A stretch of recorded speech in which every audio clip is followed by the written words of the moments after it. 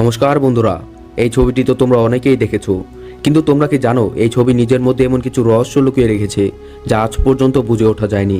এই ছবির মধ্যে এমন কি লুকিয়ে রয়েছে যার জন্য এটা পৃথিবীর সবচেয়ে রহস্যময় এবং জনপ্রিয় হয়ে গিয়েছে।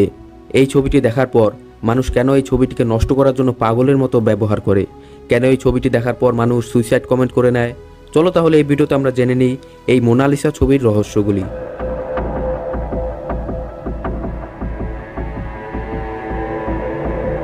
এই পেন্টিংটি 1503 সালে লিওনার্দো দা ভিঞ্চি নামক এক ইতালিয়ান আর্টিস্ট বানিয়েছিল।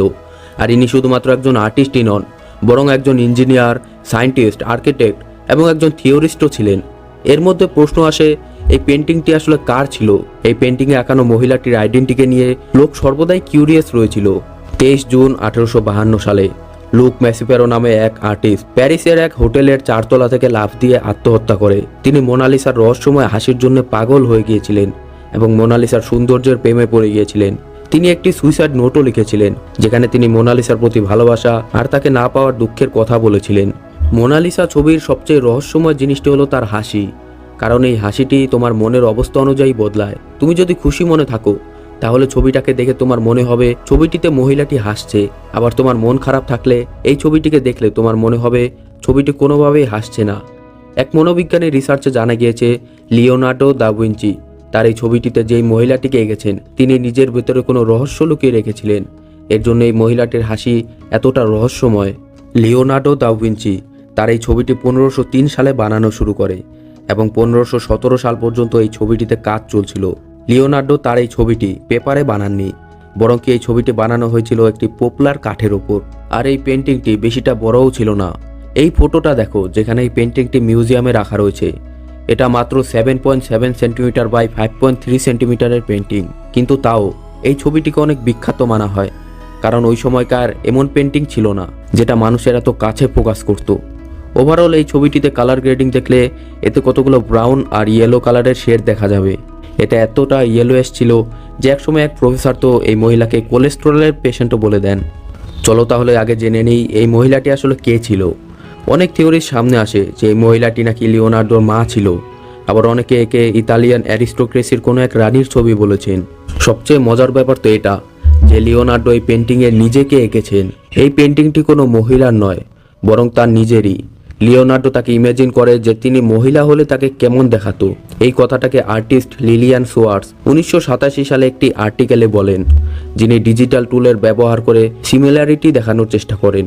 এমনিতে তো এই লজিক দিয়ে যে কোনো ছবিকে একের ওপর এক রেখে সিমিলারিটি দেখানো যাবে, কিন্তু আজকে আমরা বিশ্বাসের সাথে বলতে পারি যে এই পেন্টিংটি আসলে একটি মহিলারই ছিল, যার নাম ছিল লিজা জোকান্ডো।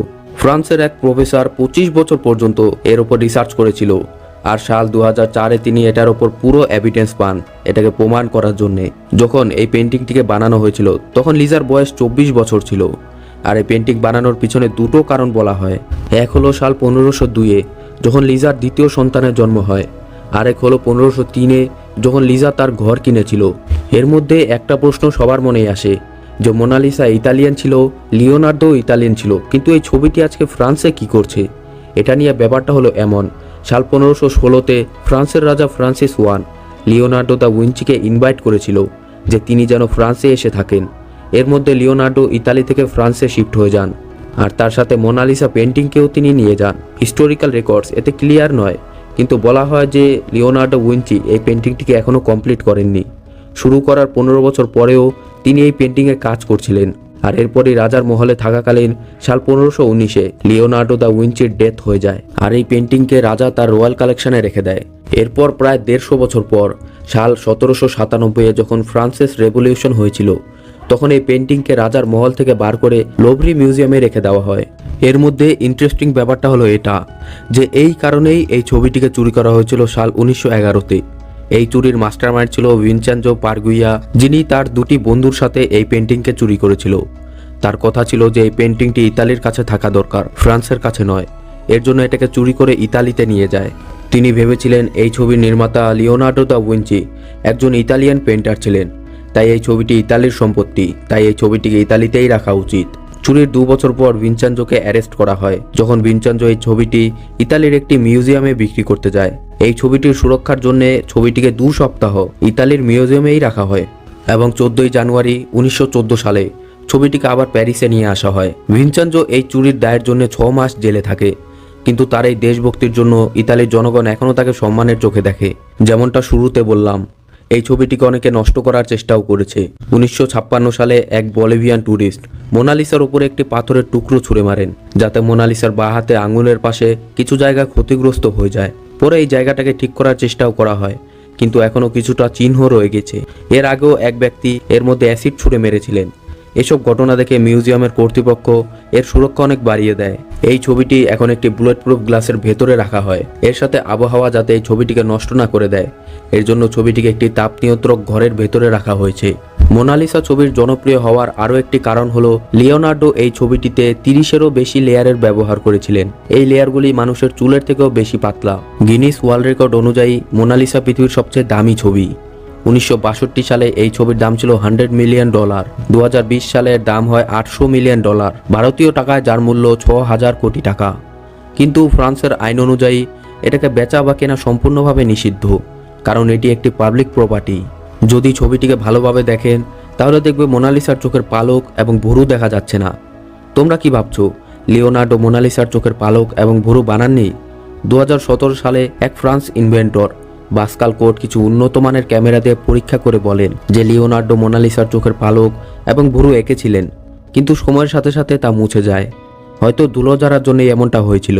প্যারানরমাল ক্রুসিবি নামে এক ওয়েবসাইট দাবি করেন যে লিওনার্ডো মোনালিসার ছবিতে এলিয়েনের ব্যাপারে কিছু বলতে চেয়েছিলেন, কারণ ছবিটিকে যদি আপনারা আয়নার মতন করে দেখেন তাহলে একটি এলিয়েনের ছবি দেখা যায় মোনালিসার বাঁ দিকে। এই ব্যাপারটি মজাদার হয় তখন যখন বৈজ্ঞানিকরা এই ছবির মধ্যে কিছু গুপ্ত লেখা খুঁজে পান।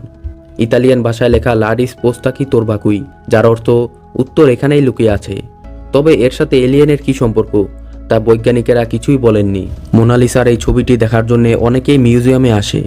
এই ছবিটি নিয়ে বহু গান ও কবিতাও লেখা হয়েছে, যা হয়তো পৃথিবীর অন্য কোনো ছবির জন্য হয়নি।